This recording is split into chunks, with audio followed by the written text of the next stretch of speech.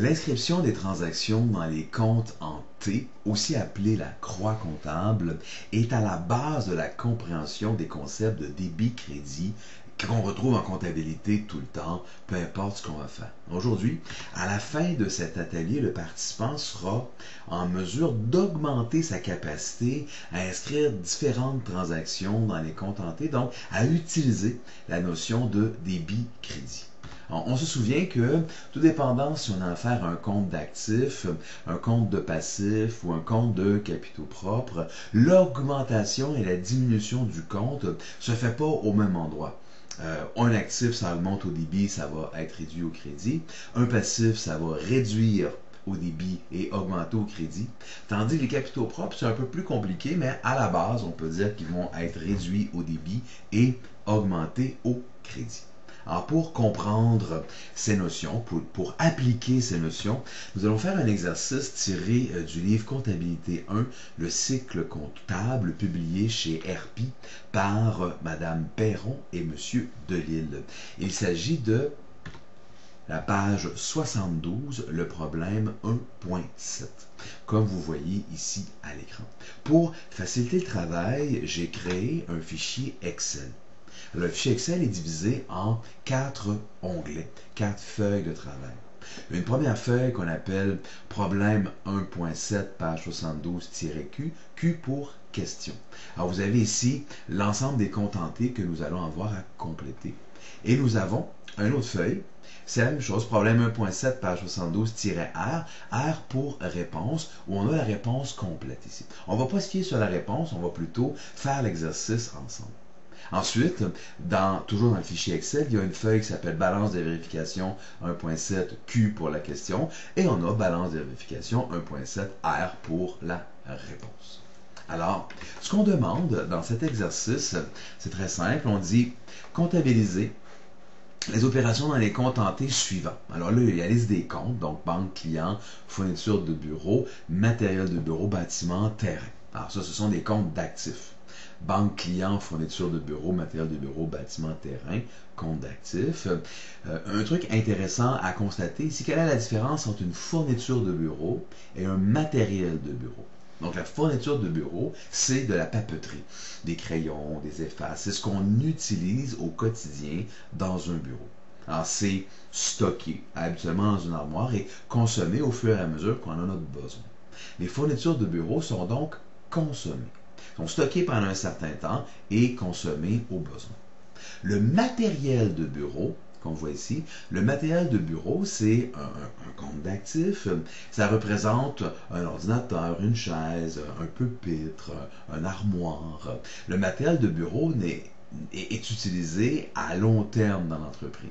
Une chaise ou un fauteuil, vous allez le conserver 5, 6, 7, 10 ans à l'intérieur de l'entreprise. Donc la différence entre la fourniture de bureau qui est consommée habituellement rapidement, tandis que le matériel de bureau qui est utilisé à long terme.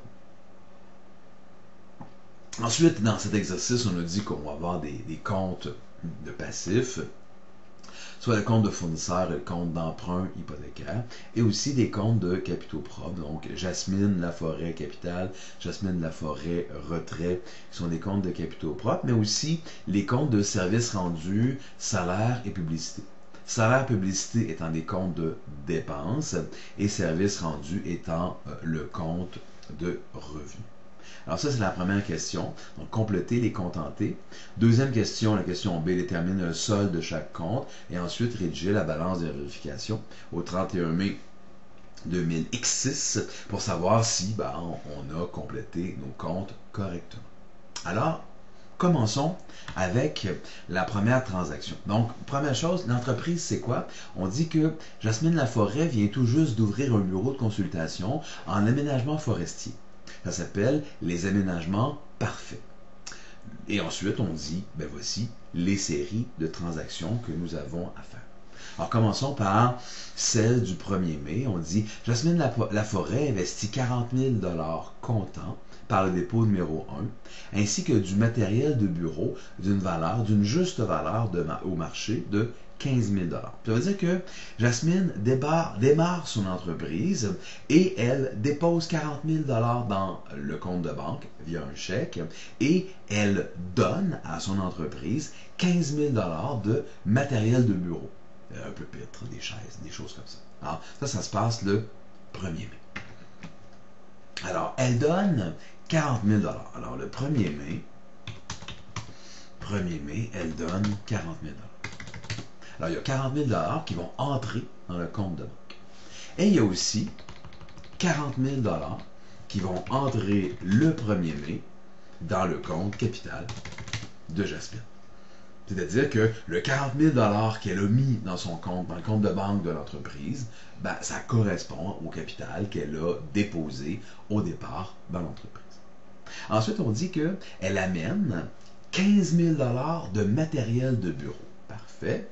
Donc, il y a le compte ici, matériel de bureau, où au 1er mai, elle va y déposer, dans le fond, l'équivalent de 15 000 $ en matériel de bureau.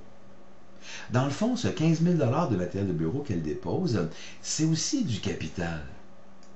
C'est aussi du capital qu'on attribue au 1er mai. Dans le fond, Jasmine, le 1er mai, elle apporte en capital 55 000 $. Elle apporte 40 000 cash en argent qui est déposé dans un compte de banque de l'entreprise et elle apporte une valeur de 15 000 $ de matériel de bureau. Et ce qui est intéressant ici dans la question, c'est qu'on dit bien que le matériel de bureau d'une juste valeur de marché de 15 000 $. Ça veut donc dire que ce matériel de bureau qu'elle apporte dans l'entreprise a été évalué à 15 000 et on pense que si elle vendait ce matériel aujourd'hui sur le marché, elle pourrait obtenir 15 000 $ pour ce matériel. Le 2 mai. Le 2 mai, qu'est-ce qui se passe? On dit le 2 mai, elle procède à l'achat d'un terrain et d'un bâtiment évalués respectivement à 40 000 et 180 000. Elle verse 23 500 comptant par le chèque numéro 1 et contracte un emprunt hypothécaire auprès de la Caisse populaire du voisinage pour le solde. Ici, il faut être clair, à partir du 2 mai, c'est l'entreprise qui fait les transactions, c'est-à-dire que le 23 500 qui est versé avec le chèque numéro 1, c'est le chèque de l'entreprise. L'entreprise qui s'appelle les aménagements parfaits. Ça sort donc du compte de banque de l'entreprise. Donc, Jasmine achète un terrain pour 40 000 et un bâtiment pour 180 000 et la compagnie verse un comptant, ce qu'on appelle un capital, de 23 500. Donc, elle achète un terrain pour 40 000. Alors, nous avons un compte ici qui s'appelle terrain. Alors, le 2 mai,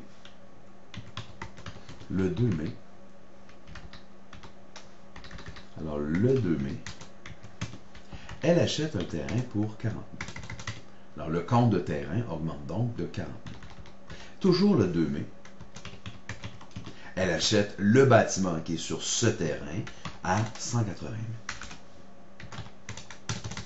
Est-ce que c'est bien ça? 40 et 180, je regarde dans la question. 40 et 180. La compagnie verse 23 500. Donc, il y a 23 500 qui vont sortir du compte de banque le 2 mai. Évidemment, il y a une balance. Elle a payé 40 plus 180, elle paie seulement 23 500. Le reste est emprunté. Emprunté où? Emprunté à la banque via un emprunt hypothécaire. Toujours le 2 mai.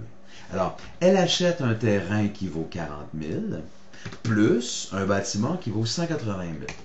Alors, l'ensemble de ce qu'elle achète vaut 220 000.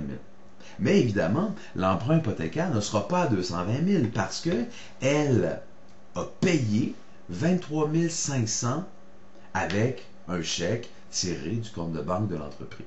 L'emprunt hypothécaire sera donc à 196 500 $. L'équivalent, dans le fond, de la valeur non payée, donc empruntée sur le terrain et l'immeuble.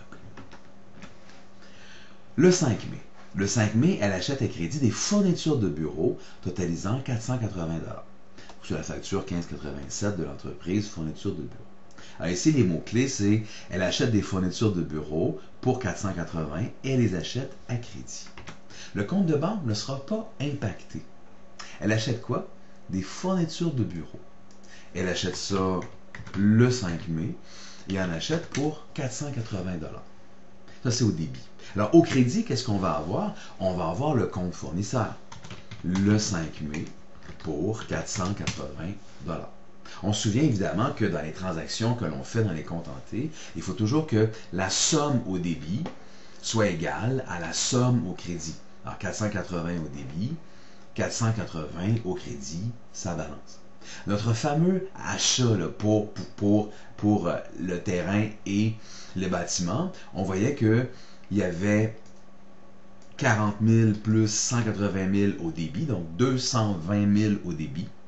Et on avait 23 500 et 196 500 au crédit, donc l'équivalent de 220 000.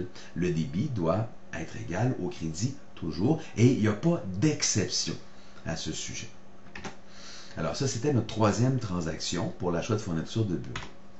Ensuite, toujours le 5 mai, on dit, alors on est rendu au 10 mai, elle se procure du matériel de bureau dans une vente à l'encan, organisée par l'encanteur. Le marchand lui établit une facture de 4 500 payable dans 15 jours. Donc la 4 500, elle ne l'a pas payé encore. Elle a acheté quoi? Elle a acheté du matériel de bureau. Bon, dans le fond, c'est comme si elle l'avait acheté à crédit. Donc nous sommes le 10 mai et on a acheté du matériel de bureau. Alors, le 10 mai, on a acheté du matériel de bureau pour une somme de combien? Pour une somme de 4 500. 4 500 de matériel de bureau. Ce matériel de bureau qui est au débit, elle le paye comment? Elle ne le paye pas. Donc, elle se crée une dette envers un fournisseur. Une dette de 4 500 $ pour la date du 10 mai. Pour la date du 10 mai. C'est bien ça. Ici, j'ai mis le 1er mai, donc c'est le 10 mai. C'est le 10 mai, on le voit ici. Le 10 mai, donc 05-10. 10 mai. Ah, ici, comme dans les autres transactions, j'ai 4 500 au débit dans le compte de matériel de bureau et 4 500 au crédit dans le compte fournisseur. Donc, débit et crédit, balance encore une fois. Le 15 mai. Le 15 mai, elle paie, avec le chèque numéro 2, le salaire de son adjoint de 800 $. Donc, il y a 800 $ qui sort du compte de banque. Et ça, c'est le 15 mai. Le 15 mai, 800 $ qui sort du compte de banque, parce qu'elle le paie avec un chèque. Elle paie quoi? Elle paie des salaires. On voit ici les salaires au 15 mai vont augmenter de 800 $ au débit. Et là, c'est intéressant. On voit qu'on a 800 $ de salaire au débit et 800 $ de sortie d'argent au crédit dans le compte de banque. Ça balance donc 800 de chaque côté. Le 18. Le 18, elle termine des travaux d'aménagement chez un client qui lui remet un chèque de 3 500. Elle dépose le chèque immédiatement et c'est le chèque numéro 2. Alors, qu'est-ce qu'on voit ici? Elle a fait des travaux chez un client. Le 3 500 qu'elle reçoit, c'est donc un revenu. Et c'est le revenu d'un travail qui a déjà été fait. Parce que ce n'est pas précisément expliqué ici, mais on peut supposer que les travaux sont terminés. En fait, c'est expliqué. Elle termine des travaux d'aménagement. Donc, les travaux sont terminés. Le 3 500 est donc pour le paiement de ces travaux terminés. Alors, il y a 3 500 qui rentrent dans le compte de banque. Ça rentre à quelle date? Ça rentre le 18 mai. Le 3 500, c'est quoi? Ben, c'est des revenus. Alors, j'ai 3 500 au débit. Les revenus, ce qu'on appelle ici services rendus, seront donc au crédit, toujours au 18 mai.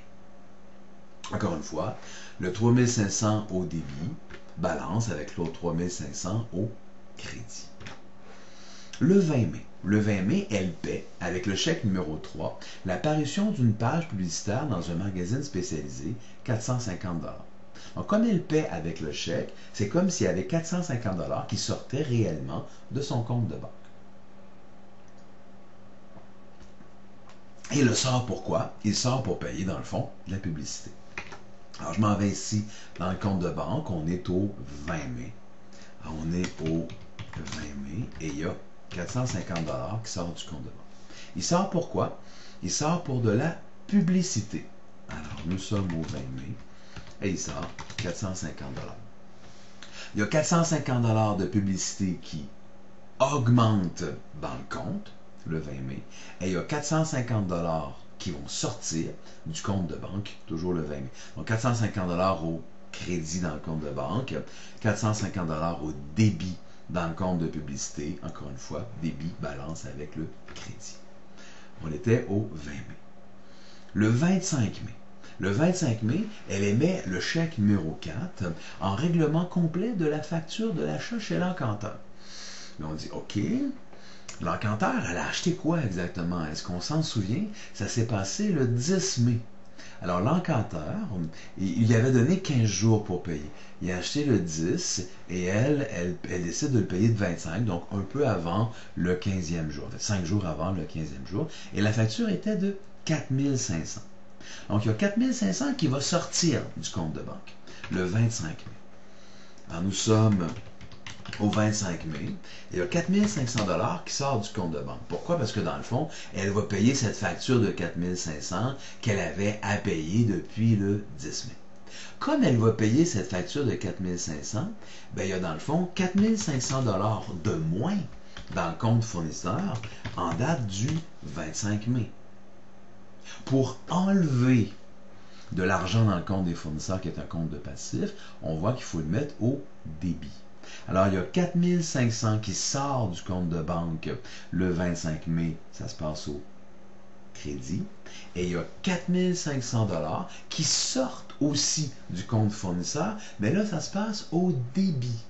4500, 4500, ça balance. On vient de faire la transaction du 25 mai. 28 mai. Le 28 mai, elle achète un ordinateur qu'elle paie 3000 $ avec le chèque numéro 5. Un bel ordinateur. Elle le paie avec le chèque numéro 5, donc il y a une sortie d'argent. Elle achète quoi? Un ordinateur. Un ordinateur, c'est quoi? Dans la liste de nos différents comptes, ben, c'est du matériel de bureau. Alors, le 28 mai, elle achète un ordinateur de 3000 $. On a dit que c'était du matériel de bureau. Donc, il y a 3000 $ qui viennent s'ajouter dans le compte de matériel de bureau le 28 mai. Alors, 3000 $ se rajoutent dans le compte du matériel de bureau. On ajoute ça au débit. Et il y a 3000 $ qui viennent de sortir du compte de banque. Ça va s'inscrire au crédit. 3000 au crédit, 3000 au débit, ça balance. On vient de faire le 28 mai. 29 mai. 29 mai, elle établit la facture numéro 2 à l'intention d'un client pour des services professionnels rendus à crédit 2500. Alors, les services professionnels, est-ce qu'ils ont été rendus? Oui, on dit c'est rendu. Rendu comment? À crédit. Ça veut dire que le client n'a pas payé encore le 2100 $. C'était payé dans le futur. Est-ce qu'il y a de l'argent qui est rentré dans le compte de banque? Non. Est-ce qu'il y a des revenus qui sont officiellement entrés? Oui. Donc, les revenus sont là, mais les revenus ne sont pas entrés dans le compte de banque. Le client a donc une dette envers l'entreprise de 2100 $ et ça se passe le 29 mai. Alors, le client n'a pas payé. On a donc un compte de 2100 $ à recevoir à partir du 29 mai. Le client n'a pas payé, mais le service a été rendu. Donc, les revenus augmentent de 2100 $ le 29 mai. Encore une fois, 2100 $ au débit du compte client, 2100 $ au crédit du compte service rendu. Le débit balance avec le crédit. Et on vient de terminer la transaction du 29 mai. Le 30 mai, elle émet le chèque numéro 6 en paiement du salaire de son adjoint de 800 $. C'est exactement la même transaction que celle du 15 mai. Il y a 800 $ qui vont sortir du compte de banque et il y a 800 $ qui vont augmenter le compte de dépenses, donc le compte de salaire. Alors 800 $, et c'est à quelle date? En date du 30 mai. Alors 800 $ qui sortent en date du 30 mai. Pour payer le salaire de l'adjoint. Et toujours en date du 30 mai, il y a 800 $ qui sont ajoutés au compte des salaires, qui est un compte de dépenses. Le compte des salaires va augmenter au débit tandis que le compte de banque va diminuer au crédit. 800 $ balance avec le 800 $, tout est parfait. Au 31 mai, elle dépose un chèque de 2100 $ en règlement de la facture numéro 2. Qu'est-ce que c'est ça, le 2100 $ en règlement de la facture numéro 2? On se souvient que le 29 mai, elle a émis la facture numéro 2. C'était des services rendus et le client nous devait 2100 $. Donc là, le 31 mai, il nous paye et l'argent rentre dans le compte de banque. Alors, on est au 31 mai et il y a 2100 $ qui entrent dans le compte de banque. Le client a payé dans le fond sa facture du 29 mai. Je vais donc aller enlever 2100 $ en date du 31 mai en faisant une inscription au crédit du compte client. Une inscription qui sera égale à ce qu'on avait inscrit au débit. Donc le compte client va augmenter au débit de 2100 $ et sera diminué au crédit de 2100 $. La diminution du compte client dans la colonne crédit de 2100 balance avec l'augmentation du compte de banque au 31 mai pour une valeur de 2100 au débit. Encore une fois, débit balance avec crédit. Notre dernière transaction, c'est toujours le 31 mai. Elle prélève une somme de 1800 $ pour son usage personnel. Alors, Jasmine fait donc un retrait. Un retrait de 1800 $ pour la date du 31 mai. C'est un retrait. Alors, on va aller inscrire le 1800 $ dans la colonne des débits en date du 31 mai pour le compte Jasmine Laforêt retrait. Alors, le compte retrait augmente de 1800 $ au débit et le compte de banque diminue de 1800 $ au crédit en date du 31 mai. Les crédits balancent donc avec les débits. Alors, c'était notre dernière transaction. On a complété l'ensemble des transactions. Si on regarde ce qu'on avait à faire dans cet exercice, on vient de terminer la question A. Inscrivez l'ensemble des transactions dans les comptes en T. Question B, déterminer le solde de chaque compte. Alors, ce qu'il faut savoir, c'est faut se poser la question, est-ce que le solde sera au débit, donc dans cette colonne-là, ou au crédit? Alors, on voit ici que le compte de banque, il était 40 000 plus 3 500 plus 2100, moins 23 000, moins 800, moins 450, moins 4 500, moins 3 000, moins 800, moins 1800. Le total donne une somme positive. Donc, on est au débit. Au niveau du compte client, il y a 2100 qui sont rentrés au débit, moins 2100 qui sont sortis au crédit. Le solde est donc à 0. Au niveau des fournitures de bureau, il y a 480 qui sont entrés au débit et il n'y a rien au crédit. Donc, dans le fond, moins une cellule vide, ce qui fait moins 0. Assurance payée d'avance, on n'en a pas. Matériel de bureau, ils sont un petit peu plus nombreux comme transactions. 15 000 plus 4 500 plus 3 000. On pourrait enlever ce qui est au crédit, mais il n'y a rien au crédit. Donc, ça fait un total de 22 500 pour le matériel de bureau. Le terrain, c'est la même chose. Il y a juste un 40 000 au débit, rien au crédit. Et le bâtiment, il y a un 180 000 au débit, rien au crédit. On voit donc que dans la colonne d'actifs, normalement, le solde va toujours s'inscrire au débit.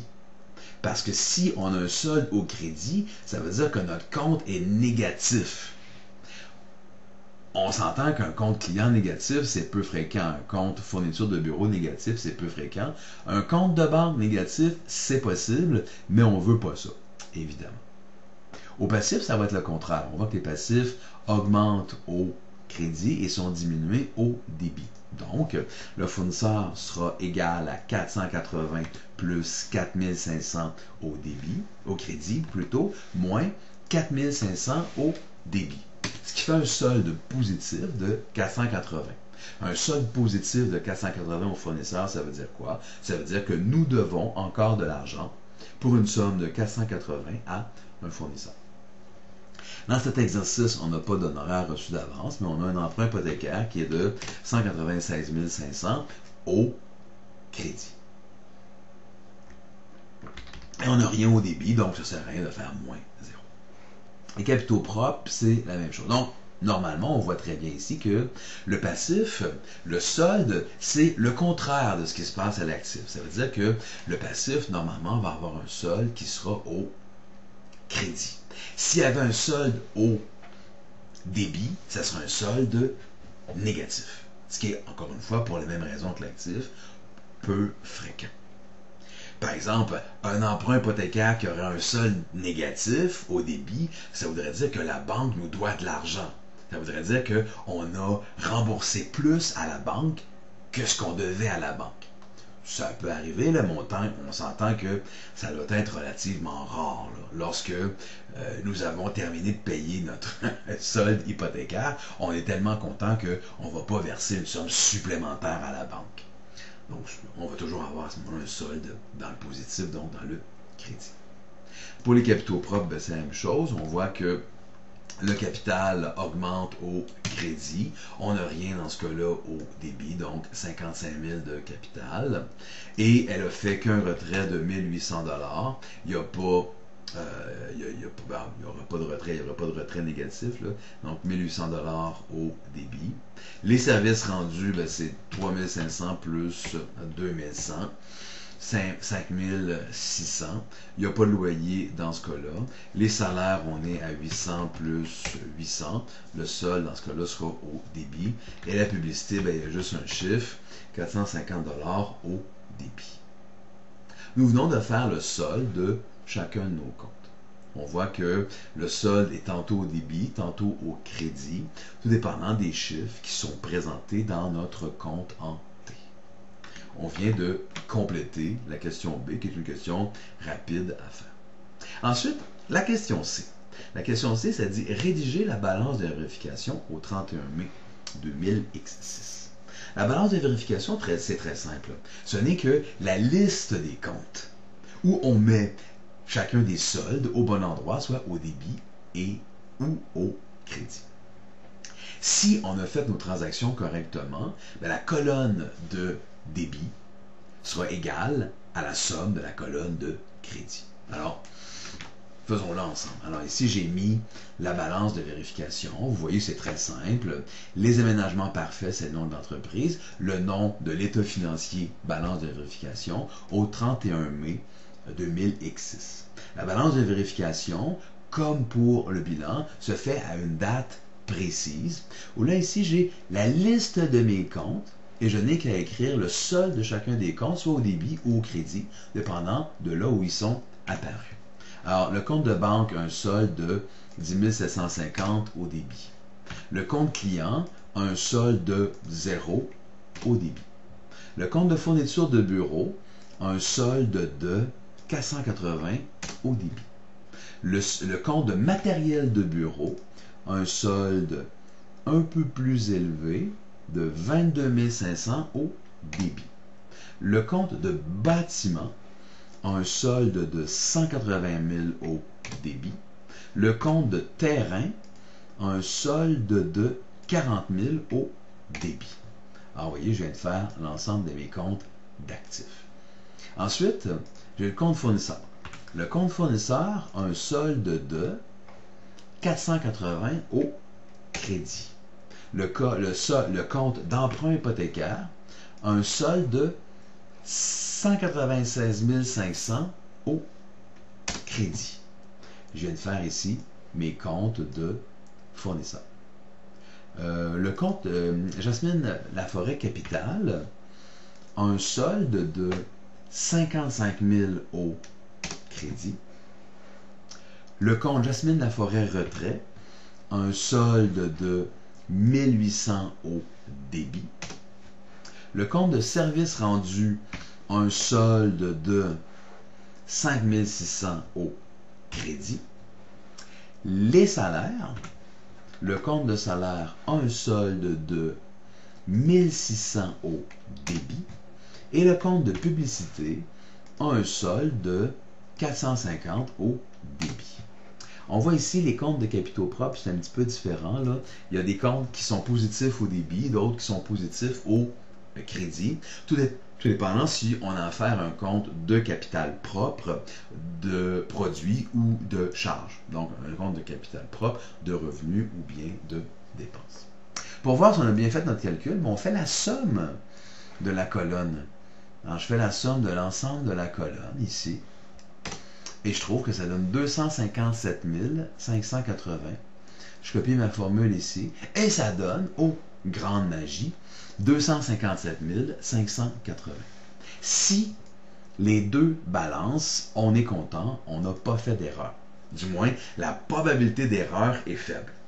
Si ça ne balance pas, bien là, nous avons une erreur, c'est garanti.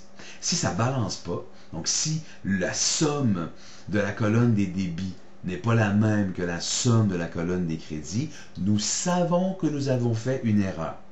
Nous savons avec certitude qu'il y a une erreur. On doit donc revenir dans nos comptes en T, tout vérifier pour voir où est cette erreur. Parce que si la balance de vérification ne balance pas, ben l'erreur est certaine. Alors nous venons de compléter la question C en faisant la balance de vérification et de vérifier si nos transactions balancent correctement. Alors nous avions à faire l'exercice complet de la page 172, problème 1.7 du livre Comptabilité 1, cycle comptable. Je crois donc que nous avons atteint notre objectif de départ qui était d'augmenter notre capacité à traiter une transaction dans les comptes en T en utilisant la notion de débit et crédit.